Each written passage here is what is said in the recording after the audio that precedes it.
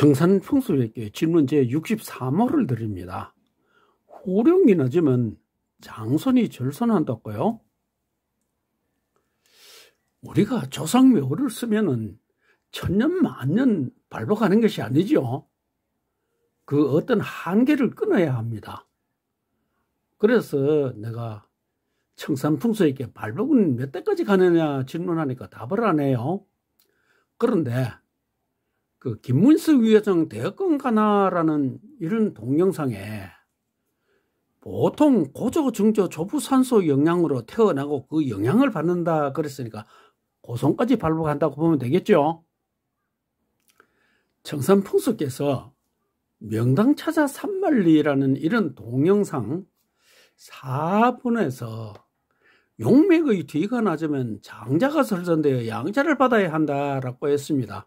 동영상을 한번 보겠습니다. 도독하죠. 요게 입수입니다. 입수치기. 그리고 D가 용맥이 D가 낮으면 안 됩니다. D가 낮으면 장자가 절선돼 양자를 받아야 되기 때문에. 또 그 순창 말명당이라는 것입니다. 조선 8대 명당이라고 불린대요.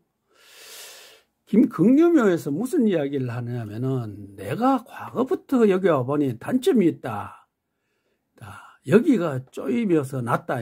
후령입니다.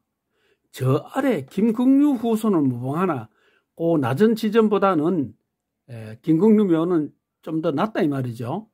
바로 앞 박예 선생의 후손 큰 집은 절선되어 양자했다. 이렇게 이야기합니다. 자, 이게 무슨 이야기가 하면은 요 뒤에가 낮아요.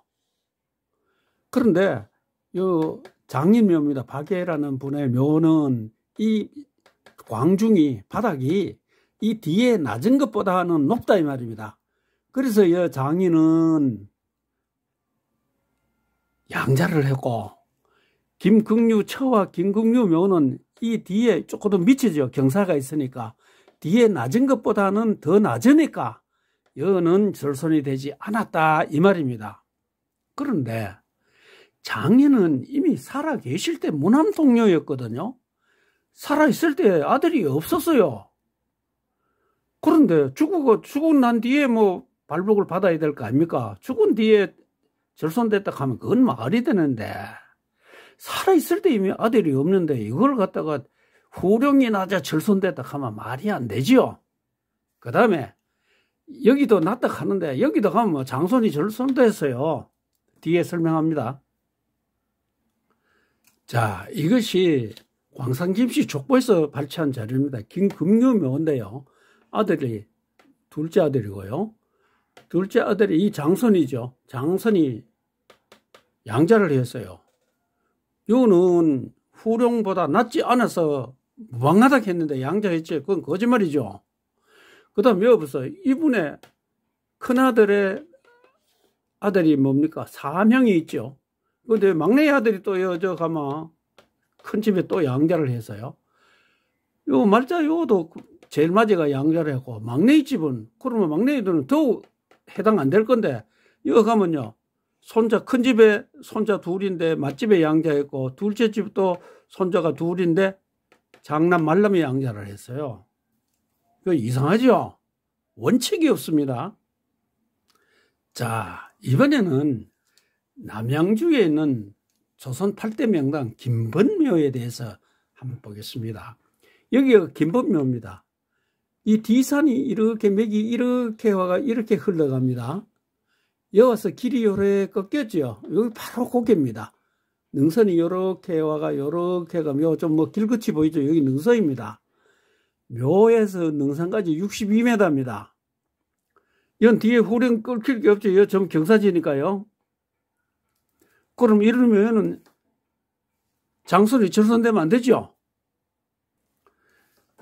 자, 여기 김번묘입니다. 아들, 손자, 장손자지요. 장손자가 양자를 했어요.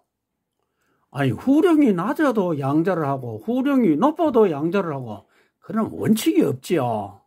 자, 이제 뭐 극효를 한번 봅시다. 극효도 아들, 손자 예, 우의정 좌의정이었죠. 아들 서희가 있는데 여기도 봅시다. 김상은도 가노라 삼각산악하면 잘 아시죠? 병자호란 때 이 상의도 양자를 했어요. 여기도 가면 양자를 합니다.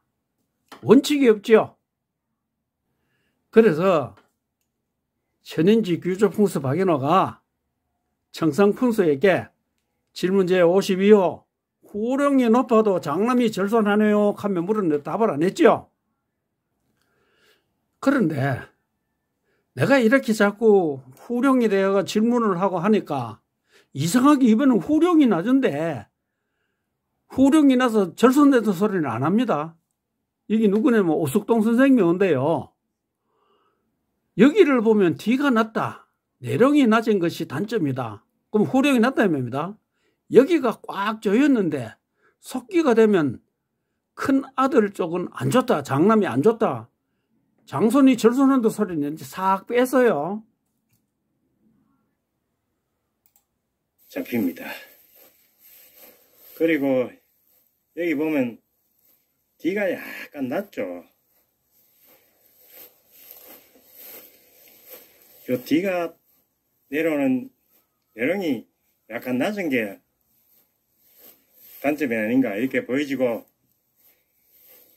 여기 이렇게 꽉 쫄렸습니다. 속기맥이니까 제가 저번에도 한번 속기맥에 대해서 말씀을 드렸었는데, 이렇게 속기가 되면은 큰아들 쪽은 별로 안 좋습니다. 그리고 여기서 보면은 자, 앞에 동영상 보셨죠? 무슨 이야기하고 이게 오숙동묘입니다. 여기 D가 여기 꼭 삼각형으로 뭡니까? 이게 뭐가 마이크처럼 이래 돼 있죠. 이렇게 D가 요 짤록하다 이 말입니다. 여기 소기락하고 위로 솟은 거를 기락하다 일어날 기자가 기거든요. 묶이고 올라갔다 이 말입니다. 그래서 이 묘의 당판이 이 뒤에 낮은 목보다 더 낮으면은 장손이 절한다는 그런 이야기입니다. 자, 그러면 이 오숙동 이분이 9세입니다.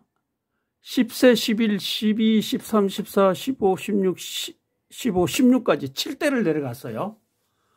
그러니까 본인 빼고 7대입니다.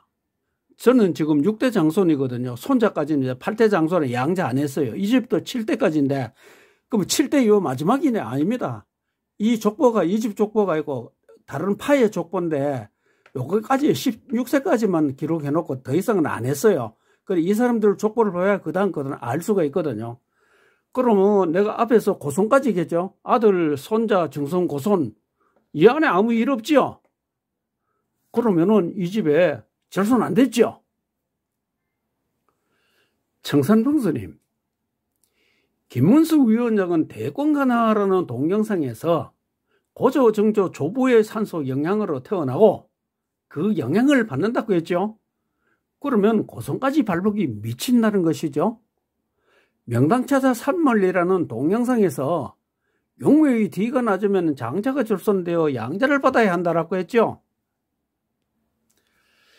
말명당의 아쉬운 점이라는 동영상에서 김긍유의 장인묘는 후룡이 낮아 양자를 했다고 했는데 그 장인은 살아있을 때 이미 무남 동료지요. 죽지도 않았는데 이미 갈 곳이 예정되어 아들이 없었는가요? 따라서 그 묘 후룡이 낮아 양자를 한 것이 아니지요. 그러면 청산풍수님의 감평은 논리상 맞지 않지요. 이런 것을 헛소리라고 하죠. 문건풍수와 인삼풍수라는 두 분은 같은 맥락을 하는데 1979년 박정희 대통령이 서거하고 23년 후인 2002년에 이장한 조부묘가 천하대명당 백회절이라서 대통령을 5번 연임했다고 합니다. 이게 말이 됩니까? 23년 전에 죽은 박정희가 어찌 대통령을 5번 연임합니까? 이들의 주장이나 청산풍수의 주장이나 똑같지요? 정신 차리세요. 김긍유묘는 후룡보다 낫지 않아 무방하다고 했는데 김긍유의 장손 석의 아들이 없어 양자를 했죠. 후령보다 낮지 않아도 양자하고 후령이 낮아져 양자한다면은 학설이 아니죠. 아무렇게나 떠들면 되는 것이 풍수입니까? 김금교의 말람 소유는 증손이 2명인데 모두 장자가 아들이 없어 양자를 합니다. 후령과 관계없는 말람은 왜 양자를 합니까? 청산풍수 당신 이론이 개판이죠. 신안동 김씨 김범묘는 횡읍수로 그 거리가 약 62m입니다. 후령이 낮지 않죠.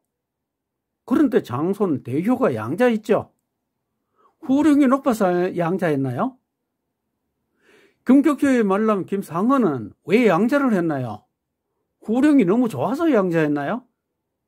원칙이 없는 것을 대단한 학설인 양 마구 떠들면 안 되죠.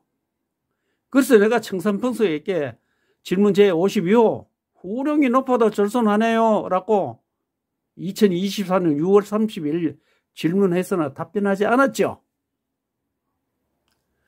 그런데 천강의 깊이는 어디까지라는 동영상에서 오숙동의 묘 후령이 낮다고 했죠.